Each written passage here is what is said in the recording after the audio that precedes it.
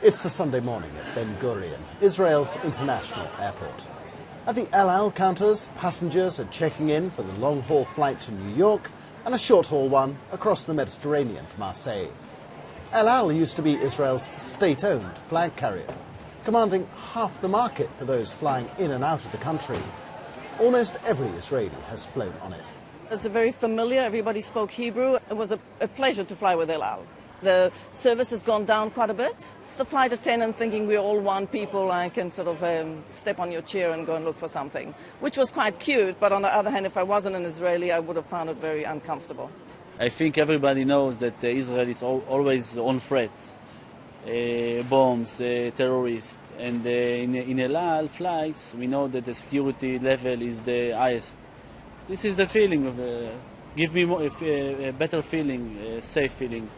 There's no doubt that many Israelis are fond of El Al. It's been their flag carrier for over 60 years, and it's assiduous about passenger safety.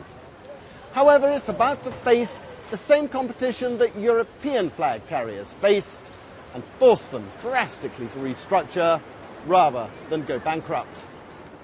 El Al owes its dominance in the Israeli air travel industry to government protection. It's had the lion's share of takeoff and landing slots at Ben Gurion, Israel's principal international airport.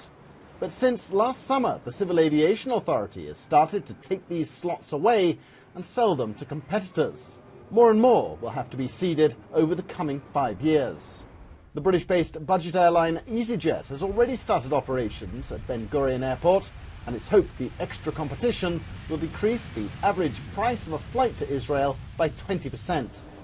That, in turn, it's hoped, will attract 500,000 extra tourists over the next 5 years.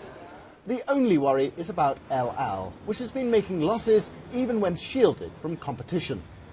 We have really increased the level of competition, and we have seen that the results, according to El Al, was not good, because El Al had failed to do the necessary steps in order to compete and to stay competitive.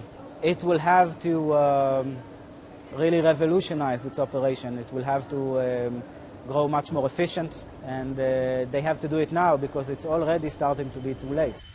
The president of El Al, Elijah Skedi, says he sees the need to squeeze costs, but he's not content to retreat from the low-cost competition. Starting next summer, El Al will expand its fleet and increase the number of its routes. We have to increase. We are planning to increase the number of airplanes in our fleet next summer. We have to increase the number of flights.